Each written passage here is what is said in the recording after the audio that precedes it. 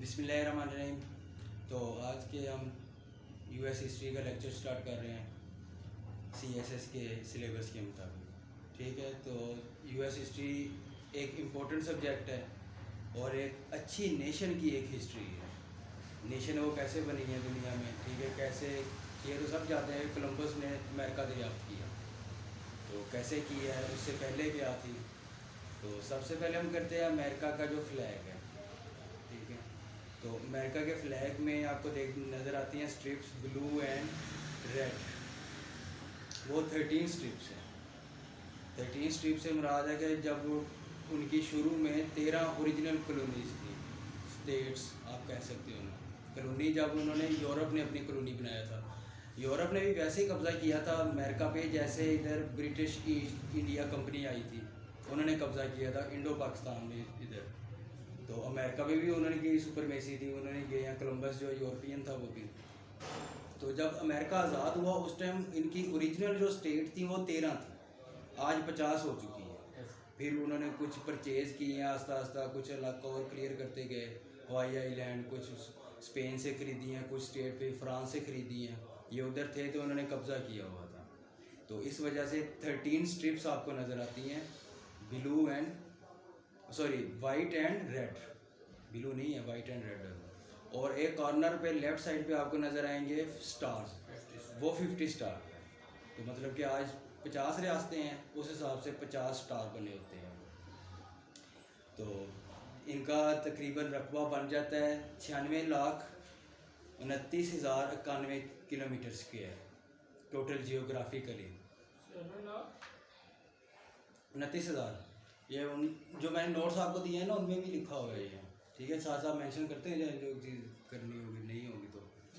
Population भी इनकी तकरीबन 4th लार्जेस्ट कंट्री है बाय पॉपुलेशन भी। ठीक है, इंडिया, चाइना, ब्राज़ील, उसके बाद अमेरिका।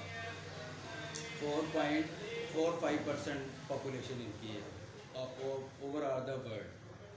पूरी वर्ल्ड की अगर पॉपुलेशन को आप कंपेयर करेंगे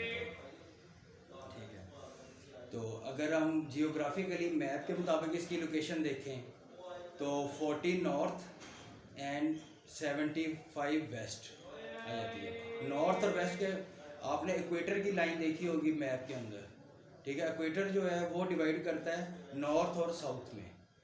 जो मेडिटेरियन लाइन है जिसके मुताबिक हम टाइम अपना डिसाइड करते हैं, मेरिडियन लाइन, तो वो करती है ईस्ट और वेस्ट में डिवाइड। ठीक है, तो उसकी आप लोकेशन देखेंगे तो 40 नॉर्थ और 75 वेस्ट। और उसके बाद फिज़िकल फीचर आ जाते हैं। सारी बात है कि समंदर भी लगता है दो साइड पे। एक साइड पे अटलांटिक ओशन है, नॉर्थ अटलांटिक ओशन, एक साइड पे है नॉर्थ पैसिफिक ओशन।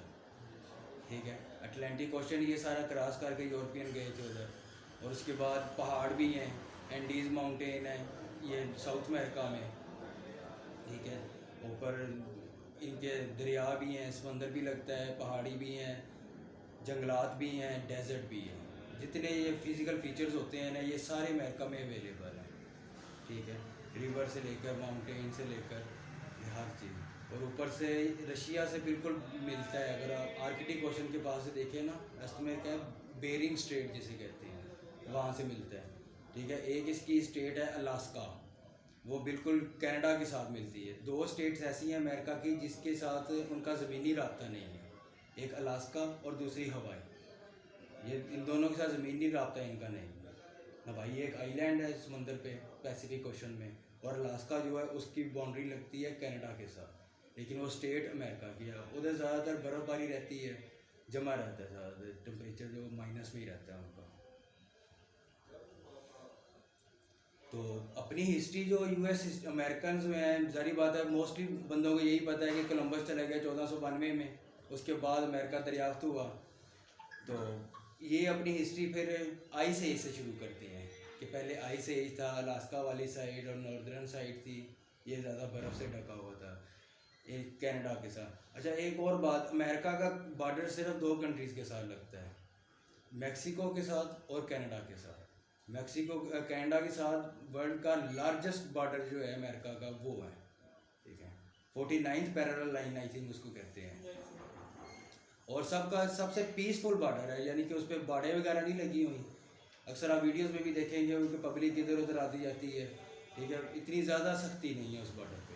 और निचली साइड पे साउथ पे इसके आ जाता है मैक्सिको, बाकी एक साइड पे अटलांटिक ओशन है और एक साइड पे पैसिफिक ओशन है। बाकी ओवरऑल नॉर्थ अमेरिका में 20 से 22 कंट्रीज आ जाते हैं, जिसमें कैरेबियन कंट्रीज़ हैं काफ़ी, ठीक है, और ये सारी कंट्रीज़ आ जाएंगे। तो टोटल जो पहले थी वो 13 ओरिजिनल स्टेट्स थी। तो उससे पहले जो जारी बात है, हम किसी भी हम सकाफती को, किसी कल्चर को, किसी की हिस्ट्री को देखते हैं तो वो हमें कहाँ से पता चलता है? उनकी हम बिल्डिंग्स देखते हैं, उनकी कोई हैंड राइटिंग्स मिलती हैं, कोई नीचे से आर्टिफैक्ट चीज़ें मिलती हैं, कुछ चीज़ें उन्होंने दीवार पे पेंटिंग्स बनाई होती हैं। आर्कियोलॉजी जो काम करते हैं वो वहाँ से पता चलता है इनका रहन सहन कैसा था, ठीक है। तो वो कहते हैं जैसे जैसे भी बर्फ़ का दौर ख़त्म होता गया, गार से निकलना इंसानों ने शुरू किया, तो आज से 10,000 साल पहले वो माउंट बिल्डर थे, ठीक है। टीला नुमा जैसे अपनी रहायशें बना लेते हैं ना किसी चीज़ की, या लकड़ियों वगैरह की या भूसे वगैरह की लगा के, ठीक है, तो उस तरह की रहायशें बना के वो रहते थे। ज़्यादातर माउंट बिल्डर उनको कहा जाता था। और वो खाने पीने के लिए ज़्यादा हंटिंग करते थे। एग्रीकल्चर का कंसेप्ट कम था क्योंकि नॉर्दर्न एरिया था, बर्फ़बारी ज़्यादा थी, तो उधर एग्रीकल्चर नहीं हो सकता था। तो जो हंटिंग करते हैं उनको करते हैं, कहते हैं हंटर गैदरर्स। अपने जो खाने पीने के लिए चीज़ें इकट्ठी करते हैं, उन्होंने किसी परिंदे को मार लेना है, फॉक्स को मार लेंगे, बियर का शिकार कर लेंगे, हिरन का शिकार कर लेंगे, ठीक है, ऑक्सन, ये उधर मेमथ वगैरह ये चीज़ें अवेलेबल होती थी, तो इन्हीं का शिकार किया जाता था। तो इन्हीं से आगे वो अपना खाने पीने का काम चलाते थे सर। और जो पुरानी इनको सिविलाइजेशन या यूरोपियन को कुछ चीज़ें मिली हैं जाके, वो ओहायो वैली से मिली हैं, ठीक है। एक मिसिसिपी कल्चर है, मिसिसिपी भी उनकी स्टेट है, ओहायो भी है, ठीक है। तो वहाँ से उन्हें कुछ चीज़ें मिली, उनका कल्चर का पता चला, कौन लोग रहते थे, किस तरह के रहते थे, वर्शिप उनका मज़हब क्या होता था, ठीक है। ज़्यादा प्रीस्ट क्लास ही थी ज़्यादा उस टाइम जो ऑर्डर करती थी किंग के साथ जो गाने थे। और मेन आ जाती है दी आर्किटिक, जो उधर एक कल्चर था, ठीक है। उनमें दो थे, इन्यूट्स थे और इल्यूट थे। INUIT इन्यूट, ALEUTS एल्यूट्स। INUIT और एल्यूट ALEUTS। ये मोस्टली अलास्का वाली स्टेट पे रहते थे, ठीक है। अलास्का आपको बताया है जो कनाडा के साथ उनकी रियासत है, उधर ज़्यादा बर्फ़ ही होती थी, तो वो फिशिंग भी करते थे, ठीक है। बोट उन्होंने बनाई होती थी। बोट कैसे बनाते थे? वेल की मछली की, वेल की मछली का जो अंदर हड्डियाँ का ढांचा होता है, ठीक है, उसे निकालते थे और वेल की स्किन को ही उसके ऊपर डाल के सही तरह उसके हड्डियों पे उसको कश्ती बनाते थे, ठीक है। बाकी मुख्तलिफ औजार मिले थे जिनके साथ वो एनिमल्स का जारी बात शिकार करते थे, जिनमें नेज़े वगैरह, तीर वगैरह और डिफरेंट चीज़ें थी मुख्तलिफ उनके जो यूज़ करते थे, ठीक है। नीचे कैलिफोर्निया वाला जो एक उधर ग्रो रहता था, सारी बातें इकट्ठे तो नहीं रहते थे उस टाइम, वहाँ जहाँ पे रहती थी जहाँ पे कुछ खाने की चीज़ें या कोई हंटिंग वगैरह की चीज़ें हों। और दूसरा सोर्स होता था वाटर, जहाँ पे पानी होता था ना, वहाँ पे आपको सिविलाइजेशन उसके गिर्द आपको डिवेल्प होती नज़र आएंगी दुनिया में कहीं भी। जारी बात है पानी के लिए मोटरें वगैरह को इस तरह का कंसेप्ट तो नहीं था कि पानी मूव करवा देंगे, तो पानी के करीब ही उन्होंने रहना होता था। दूसरी एक सिविलाइजेशन थी कैलिफोर्निया वाली साइड पे एक रहती थी, उधर जो कैलिफोर्निया है उधर एक मजावो डेजर्ट है जिसको डेथ वैली बोलते हैं। सबसे ज़्यादा हाई टेम्परेचर होता है। अक्सर आपने सुना होगा अमेरिका की जंगलात में आग लग गई है, तो जो आग लगती है वो कैलिफोर्निया वैली, जो डेथ वैली है, उस साइड भी लगती है। तो ये कैलिफोर्निया जो है अमेरिका की सबसे बड़ी रियासत है एज पॉपुलेशन, आबादी के हिसाब से, ठीक है। तो कैलिफोर्निया वाली साइड पे थी। उसके अलावा कुछ साउथ अमेरिका की रियासतें थी जिनमें कुछ सिविलाइजेशंस रह रही थी। उनमें सबसे मेन जो थी द माया, MAYA, ये उस टाइम सारी बात है बॉर्डर भी नहीं थे मैक्सिको का, अमेरिका का या कनाडा का, सारी एक थी। ये माया जो थे ये मैक्सिको वाली साइड पे रह रहे थे, ठीक है। ये भी उसी तरह, ये थोड़े से डिवेल्प लोग थे, इन्होंने अपने शहर वगैरह बसाए हुए थे। जब स्पेन वालों ने जाके इस एरिया को फतह किया तो वो कहते थे कि हमने देखे हैं कि कुछ घर ऐसे भी थे जिनके फर्स्ट फ्लोर भी था, सेकंड फ्लोर भी था। लकड़ी के हिसाब से इन्होंने अपने घरों को इस तरह मैनेज किया हुआ था। वो वेल सिविलाइज थे उस टाइम, रहन सहन के उनके सैनिटरी का निज़ाम था मुकम्मल, जिस तरह के हम मोहनजोदड़ो और हड़प्पा की सिविलाइजेशनों में देखते हैं।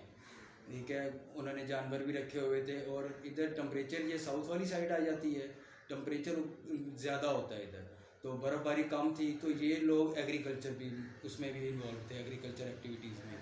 तो सबसे पहले जो उधर उन्होंने एक देखी मेज़, मकई की जो होती है फसल, वो ज़्यादा उगाई गई।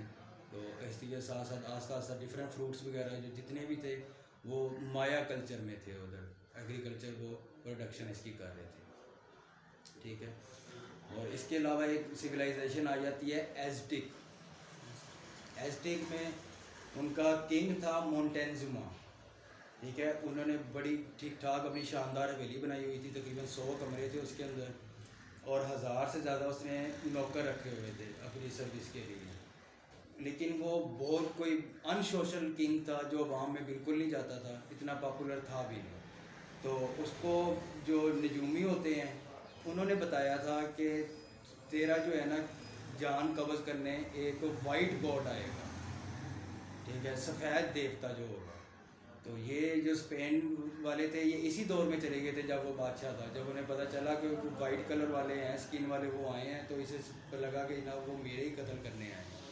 ठीक है, मेरी अब जान गई है। उसने फिर लड़ने से भी मना कर दिया था। मैंने कहा लड़ना नहीं है, इनको इंटरटेनमेंट करो, बैठाओ, खाना वगैरह खिलाओ, पूछो इनको क्या चाहिए, गोल्ड वगैरह या कोई चीज़ चाहिए।